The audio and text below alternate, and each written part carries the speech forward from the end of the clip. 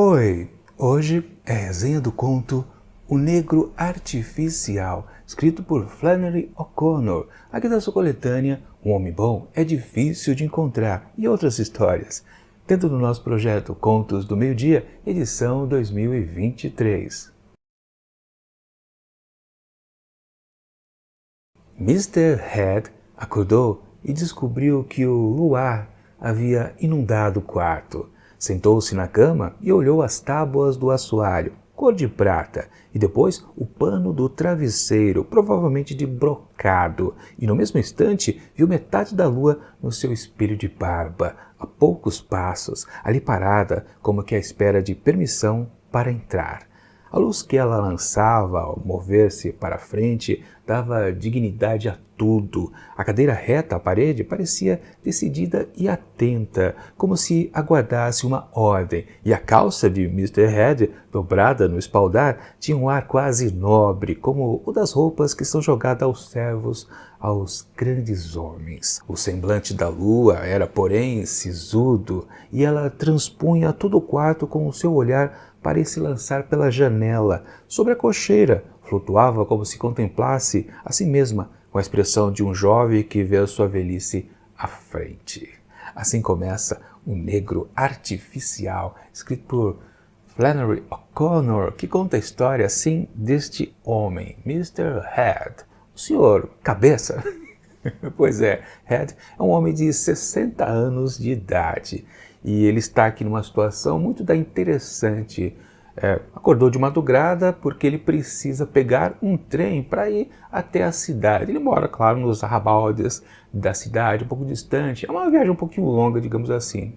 Mas ele não vai sozinho, ele vai levar seu neto, um garoto que a gente não fica sabendo a idade dele e que se chama Nelson. Ok, bom, há uma grande curiosidade, assim, com certeza, quando a gente começa a acompanhar essa narrativa de o que ele vai fazer, o que ele quer provar para o neto, porque é algo bem evidente, desde os primeiros momentos nos é vendido que esse personagem principal aqui, ele tem uma vivência, 60 anos de idade, ou seja, ele já passou por experiências, e ele soube, quando era jovem, que os mais velhos ensinavam o que era necessário da vida a quem estava começando a crescer, né? Entender o mundo que estava em volta. Digamos que chegou o momento dele fazer isso com o próprio neto. Então, ele compreende que há uma certa necessidade de ele ir até a cidade e talvez provar algumas coisas para ele. Mas, a todo momento, isso fica sempre meio dúbio e a gente fica na dúvida. Caramba, o que é exatamente que ele quer passar de lição para ele? Bom, e para manter a curiosidade, eu não vou dar nenhum outro detalhe, porque senão estraga a experiência de quem ainda pretende ler este conto. Minha avaliação do texto. Com certeza, esta história aqui é daquelas típicas a respeito de análise de caráter. Ou seja, o que passa pela cabeça de um personagem, quais são suas ações, né? Se o seu discurso, né, compreende, ou corresponde, na verdade, ao que ele de fato tem na cabeça, né? Se seus comportamentos são verdadeiros o tempo todo. Também é um estudo do que é o eu, o que é a pessoa, sempre na pegada que a Flannery faz nos seus contos que a gente já viu até agora. Vale lembrar, né? Estamos na segunda metade agora, começando a segunda metade dos 10 contos aqui contidos. Ou seja, dos 5 primeiros vistos, a gente já entendeu completamente qual é o jeitão principal da Flannery construir os seus personagens. Ela gosta, assim, daqueles tipos duvidosos, de moralidade um pouco, assim, bem questionáveis. E mais uma vez temos aqui, talvez, num primeiro momento, uma situação onde você fala, tá, cadê o errado da história? Porque este homem, esse senhor de 60 anos, o Sr. Head, ele tem uma conduta bem ilibada, digamos assim, que faz até a gente lembrar um pouquinho lá daquela senhora do primeiro conto, né, que deu o título ao livro, Um Homem Bom é Difícil de Encontrar. E já por outro lado, nós temos a figura do garotinho, que no primeiro momento me parece também normal, mas logo vai se revelando como as crianças que já apareceram nas primeiras histórias aqui presentes no livro, ou seja, aquelas criancinhas que são proto-canalhas. Você sabe que quando crescer, aquilo ali vai até piorar.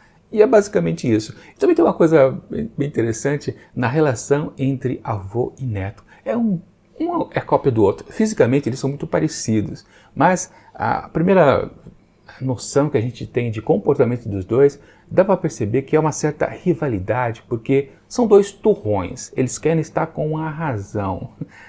Toda hora eles ficam se mordicando o tempo todo, né? Naquela cutucação assim de leve, de vara curta, com a onça, sabe? De provocar, né?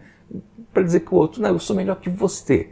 E por aí vai, na pegada inteira do conto. Até por causa disso, talvez os desdobramentos que acontecem por aqui sejam por esse motivo. Mas, de qualquer forma, né, eles precisam ir até a cidade. Claro que, mais uma vez, a escritora gosta de se valer da primeira metade da sua narrativa, todas as páginas, no preparo do que ela vai fazer. Quando ela chega exatamente ali na metade, é que ela começa, sim, a apresentar a questão básica da história. Que até aquele ponto, a metade do texto, você fica se perguntando sobre o título da história, O Negro Artificial. Sabendo que a escritora trabalha com algumas questões raciais, você fica pensando naquilo o tempo todo. E há uma certa curiosidade já levantada pelo personagem principal perante o seu neto, que é: você nunca viu na vida uma pessoa de pele negra? E ele, naquela coisa de ficar rebatendo o avô, fala: não, mas eu sei o que é. Eu tenho ideia do que é, né? Nunca vi, mas eu sei do que é. E aí exatamente o ponto onde a história começa é quando eles estão já dentro do trem, na viagem, um pouquinho demorada, quando aparece então um homem negro acompanhado de duas mulheres também negras. E o avô, quando percebe que esse trio adentra ali o vagão onde eles estão, meio que chama a atenção do neto. E o neto olha aquelas pessoas entrando, passando ali por onde eles estavam proximamente sentados, e ele fica perguntando: você viu quem era essa pessoa, né? Na verdade ele começa a falar depois que todo mundo passa, né? E o garoto fala apenas: é um homem gordo, não, um velho, não, casado, não. Pô, você não percebeu, você não fala que sabe de tudo mais do que eu? Ele era um homem negro. De fato, escapou ao Nelson qual era a situação real do negro, porque o avô vendia que o negro era uma pele super escura, e no caso ali era um tom mais, como é descrito no texto, café. Então ele não ligou uma coisa com a outra, realmente ele não percebeu quem era. E aí já dá uma pegada do que a Flannery também sempre passa para nós, leitores, nas suas histórias, é o preconceito.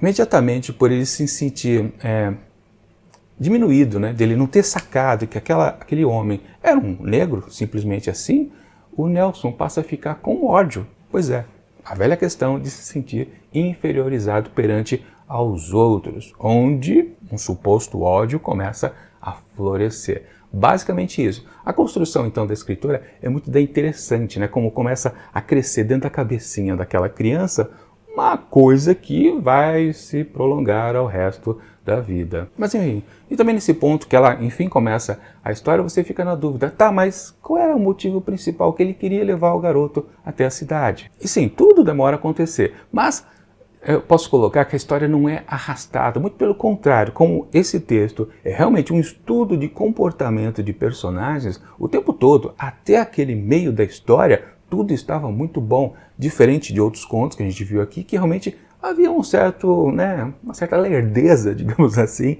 em apresentar o tema principal da história, o que de fato ela quer contar pra gente.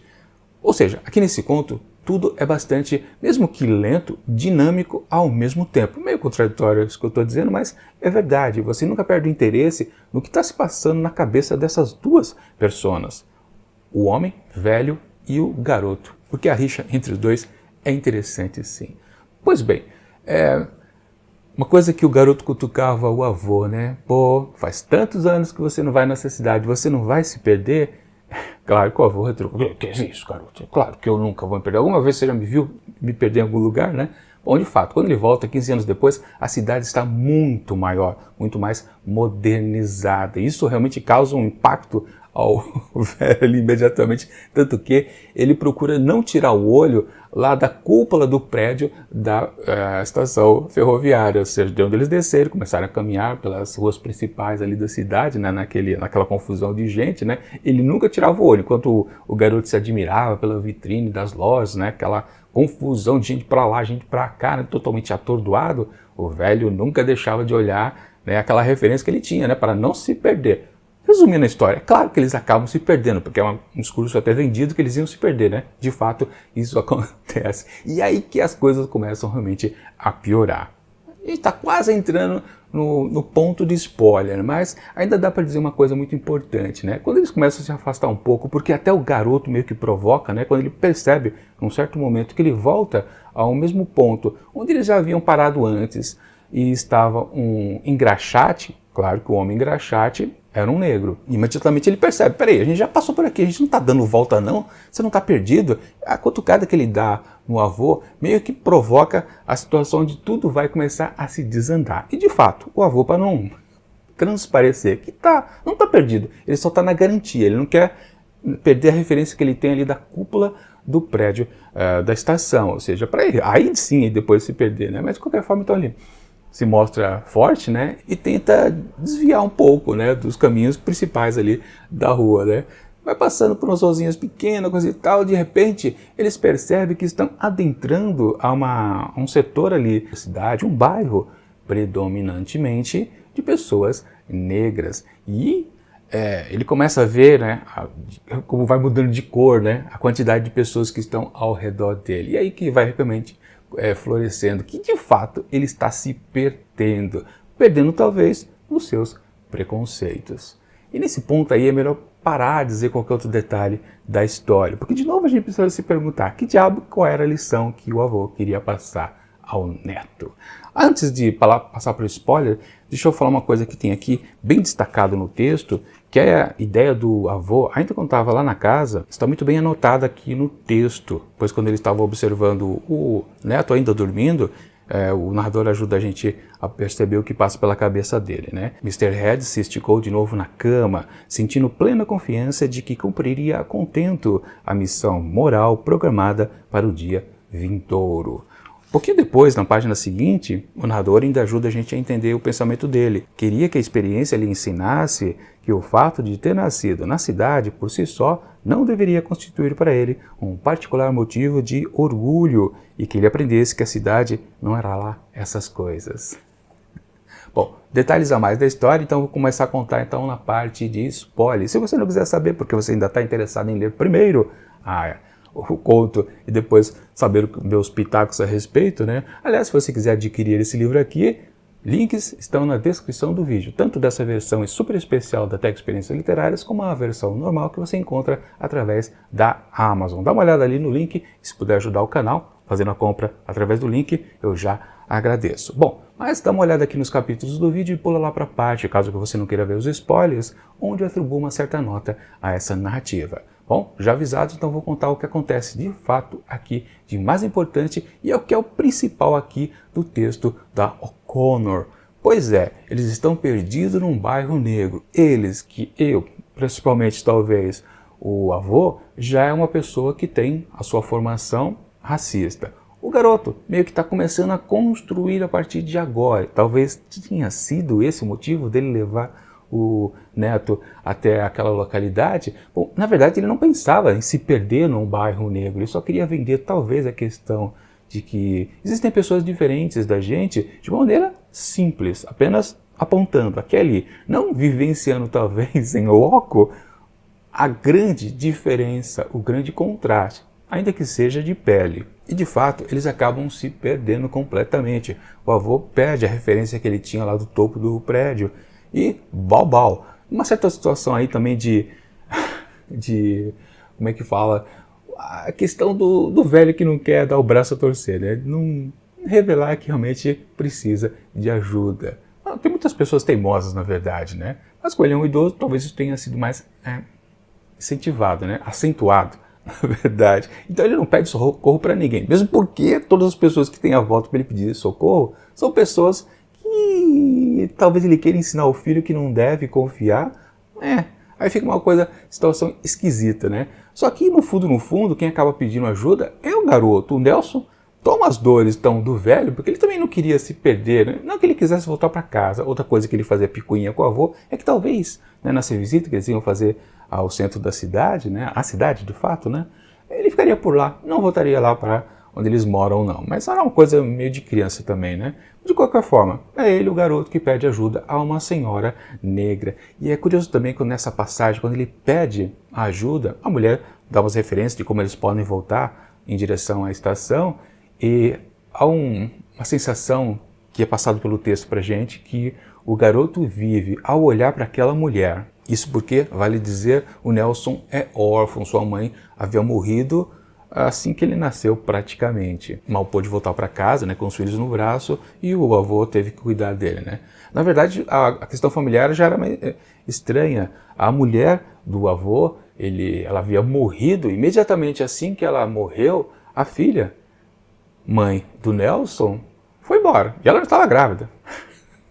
Só que o texto também descreve isso, né? Foi o tempo suficiente da mudança, ou seja, dela voltar embuchada, que ela acabou retornando à casa, né? Sabe-se lá o que ela fez, se perdeu na vida, mas voltou grávida e acabou morrendo logo em seguida depois que deu à luz ao Nelson. E o avô ficou na obrigação de cuidar então do neto, então de passar toda a sua sabedoria, que ele já devia saber, né, por já ser uma pessoa idosa. Mas voltando ao ponto, né, quando o Nelson olha aquela mulher que ele acabou pedindo ajuda, talvez forçadamente, vamos colocar que ele não tinha um certo preconceito ali, talvez. Mas, de qualquer forma, o texto descreve pra gente como ele se sentiu aquela, né, quase que amparado. Por ele pedir ajuda a ela, ele ficou imaginando, tendo sensações de ser afagado por aquela mulher negra, né? Ele poder chegar junto, sentir ela cheirando o seu rosto. Ou seja, ele sentiu a falta de uma mãe.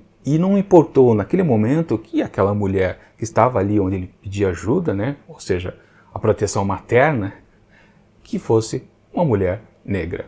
Ou seja, no fundo, né, também o texto passa muito bem a situação que as pessoas não são racistas por natureza, elas são ensinadas. E no caso ali, quando ele pediu ajuda, ele manifestou, claro, uma coisa completamente do ser humano, que é o afeto espontâneo. Se você pede ajuda a alguém, imediatamente, né, você tem uma certa afeição, mesmo que seja um completo desconhecido, que foi o caso ali. Bom, dito isso, né, a mulher dá uma referência que eles podem pegar o bonde para voltar, então, para a estação ferroviária, né? E chegando lá no bonde, aí que é a tal da modernidade da cidade, o Sr. Head, ele não sabe o que é um bonde. É até uma coisa curiosa, né? Porque um bonde não deixa de ser também um trem, né? Um trenzinho urbano, né? E ele decide não subir no bonde. O bonde tem aquela coisa que ele não, às vezes exatamente não parava, né? As pessoas iam embarcando ou descendo dele sem frear praticamente. Ele resolve seguir a linha do trem, e aí também o garoto questiona, você está sabendo se nós estamos indo para a direção certa? Porque ele não perguntou, né, se aquele caminho que ele tomou era de fato da estação, podia ser para o outro. Mas tudo bem. E nesse ponto da história você pensa, eu acho que eu entendi completamente o que a história quer dizer, não tem mais nada. Talvez você possa até começar a ter uma sensação de, tá, você está enrolando um pouquinho, O'Connor, você podia já terminar a história. Mas esse texto reserva uma grande de uma surpresa, uma baita de uma surpresa sensacional. Ainda que não seja original. A gente já viu algo semelhante aqui em outro conto, naquele intitulado A Vida que Você Salva Pode Ser a Sua. Pois é praticamente a mesma coisa que acontece, mas aqui num contexto diferenciado.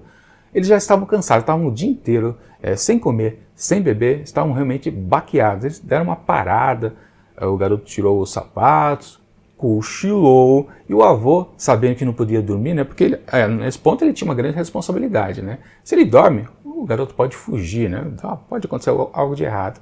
Só que aí vem uma ideia maluca na cabeça do velho, testar o garoto. Então, ele resolve ir para um pouco mais à frente, se esconder atrás de uma esquina e fingir que sumiu. Pois é, para o garoto poder acordar e ficar desesperado. O garoto não acorda, ele até faz um barulho para o garoto acordar, mas de fato, quando o garoto acorda, olha para onde o avô estava sentado antes, um pouquinho dele dormir, o moleque fica desesperado, completamente alucinado e sai correndo que nem um maluco pelas ruas. O velho, como já tem lá os seus 60 anos, não consegue alcançar o garoto e ele se escafede na multidão. Lembrando de novo que estamos no bairro negro, né? E, caramba, aí que vem a confusão, né? Aliás, não estamos mais no bairro negro, me esqueci. Quando a aquela senhora negra ajudou eles a encontrarem o caminho do bonde, eles realmente já se afastaram do bairro, da população negra. Ali já estavam a transição, pelo menos, né? Não estava totalmente branco, né? Estava mesclado ainda, uma parte branca, uma parte negra. Mas o que acontece é que o garoto acaba se envolvendo numa certa confusão, a metros à frente, e o avô só percebe a gritaria. No corre-corre que ele se estabanou a fazer, desesperado de ter sido ali, né? Se sentindo órfão de novo, né? Porque o avô sumiu. Ele acha que acabou atropelando uma senhora, a senhora caiu no chão, começou a reclamar que estava com o tornozelo quebrado. Enfim, foi um escarcéu danado. E o avô, senhor cabeça, em vez de acudir o garoto, fica com receio, ele fica de longe. Porque a mulher quer chamar a polícia e ele nunca se envolveu com polícia. Ou seja, aquele lado torto dos personagens de má índole começa a se revelar no avô nesse instante. E é um bom ponto de virada. Porque até então você pode até, entre muitas aspas, considerar que o racismo que ele estava ensinando ao neto não era uma coisa não muito virtuosa. Mas ok, é nesse ponto que o cara se declara uma pessoa torta. Muito mais torta do que parecia ser, né? Porque ele tem medo de socorrer o garoto, mas ele vai se aproximando aos poucos e acaba ficando realmente ali do lado da confusão, né? Do garoto que derrubou a mulher. E não é que a mulher diz, você é o pai dele, você vai ter que arcar com todas as despesas, porque eu vou chamar o médico, eu vou chamar a polícia, você vai ter que me pagar, não sei o quê. Ele tem o desplante, o avô, de dizer que não conhece aquele moleque, nunca viu mais gordo na vida. E aí também acontece um absurdo sensacional. Bom, primeiro que a gente fica de queixo caído, né? Porque, aliás, a situação de abandono é o que acontece lá na outra história, né? A vida que você salva pode ser a sua, onde lá o marido abandonava a esposa.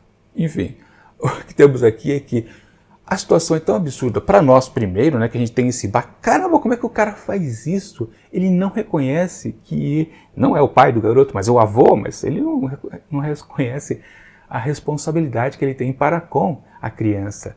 A gente fica de queixo caído. Só que aí também é uma coisa curiosa que as próprias pessoas que estão em volta, é um bando de mulheres que foram socorrer a que caiu, né? Todo mundo também fica abismado. Como assim você não conhece ele? Um é a cara do outro.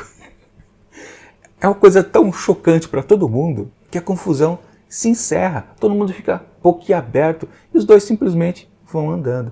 Só que aí acontece a quebra familiar. É bem descrito pelo texto que nesse momento um ódio realmente nasceu. Talvez não aquele ódio que o avô queria ensinar ao garoto quando saiu lá de casa de madrugada, né? Em relação a uma questão de pele, mas uma questão de caramba, de confiança quebrada. O garoto passa a alimentar um ódio crescente até a sua vida adulta, com certeza, para com o avô, que simplesmente o renegou no momento que ele mais precisava de apoio, de atenção, de carinho, de afeto. Caramba! Um grande de um filho da puta que acabou começando a construir um belo de um monstro também, vamos combinar, né? Porque se você coloca tanto ódio, né? Faz nascer tanto ódio assim, uma criança com certeza não vai ser uma pessoa boa, né? Mas enfim, antes de acabar aqui a sessão de spoiler, ainda tem a questão a respeito do título da história, porque o que é o nego artificial? Que é uma questão até que entra na história de uma maneira que, se você for colocar, talvez não tenha lá muito sentido, é uma coisa um pouquinho mais metafórica, talvez. Você precisa refletir e talvez você acabe chegando a uma conclusão, mesmo achando uma bela de uma solução que não precisava. Acontece que quando eles estão voltando então quer dizer, estão tentando achar o caminho da estação ferroviária, né? Acabam pedindo ajuda para um outro homem que aparece, né? Um homem, né? Não outro, né? E branco, né? Aí sim o avô fala completamente desesperado, eu estou perdido, por favor me ajuda, socorro, né? Isso já sentindo no coração, né, as feridas do olhar do neto, que, claro, começa a odiar ele profundamente, né? Mas ele precisa voltar para casa e levar o neto com segurança, né? E o cara acaba dizendo, o homem que estava passando ali diz, vocês estão muito longe do centro da cidade, é mais fácil vocês pegarem o trem na parada da periferia, e que é uma questão de poucas caminhadas até ali. De fato eles vão, então, achando um destino para poder pegar o trem, de fato eles acabam voltando para casa. Mas antes de chegar então na estação, eles passam por uma certa localidade onde há uma estátua de uma criança negra. E há o comentário do velho que já não bastava os de verdade, para que fazer um aqui artificial. Ou seja, esse questionamento dessa representação fica um pouco aberta no texto, como também a própria existência daquela estátua. Por que há uma estátua de uma criança negra ali naquele lugar? Será que existe uma estátua famosa, conhecida? Não há nenhuma nota de rodapé aqui no texto que faça um esclarecimento para a gente. Talvez exista naquela cidade, que eu esqueci qual é a cidade que acontece a história, mas Atlanta? Acho que é Atlanta, né? Acho que é Atlanta. Bom, enfim, não entendi por que essa estátua aparece, porque é uma estátua de uma criança negra, e fica por isso mesmo. Ou seja, realmente é uma coisa que não precisava. O que mais valia, na verdade, na questão do texto, é demonstrar para a gente que todo ensinamento que o avô queria passar ao neto, no começo, tendia a focar exatamente um ponto específico, que é a questão racial, a questão da diferença de tom de pele. Era um ensinamento que ele queria fazer, era uma questão moral que ele queria passar ao seu descendente. Enfim, deu tudo errado, porque na verdade, bom, não posso dizer porque senão vira spoiler, mas se demonstra que o texto, no fundo, queria discutir uma coisa muito mais além do que o racismo em si. Pois o ódio, o desprezo, quando é de fato verdadeiro, ele é infinito, filho. Não importa quem vai atingir. Há os mais comuns, mas os incomuns talvez sejam mais fáceis de serem percebidos. Enfim, um texto muito bom. Na verdade, um texto sensacional aqui da escritora. O outro conto que eu gostei bastante aqui, desses 6 primeiros que a gente viu, foi exatamente A Vida que Você Salva Pode Ser a Sua. E tinha a mesma questão no final das contas, né? Mas não é por isso que eu gostei mais dos 2 textos, mas esse aqui é muito bem escrito, realmente uma boa análise de comportamento de personagem. A gente vê o caractere de cada um deles ali, né? O caráter de cada um desses caracteres completamente expostos. Realmente muito bom. Um texto sensacional. Portanto, para O Negro Artificial de Flannery O'Connor, é claro que eu vou dar a nota máxima. 5 asteriscos. Muito bom mesmo. Por esse texto, pelo outro, já vale sim a leitura aqui dessa coletânea de contos, e por causa dos 2 eu recomendo, mesmo que tenha algum texto aqui a colar um pouquinho abaixo, não chega ao mesmo patamar desse aqui e do outro, caramba, vale com certeza a leitura aqui desse livro. Bom, amanhã a gente continua aqui nessa pegada diária de lermos todos os contos aqui presentes nessa coletânea da Flannery O'Connor. E amanhã vamos dar uma olhada em Um Círculo no Fogo. O que é isso? Parece uma coisa meio mística? Será que é? Não sei. Talvez seja, talvez não. Não importa. Religiosidade é uma coisa que também aparece bastante nos textos da escritora. Mas, enquanto o próximo vídeo não chega, eu deixo aqui do lado dicas de outras resenhas que já aconteceram aqui dentro do projeto Contos do Meio-Dia, edição 2023. E tchau!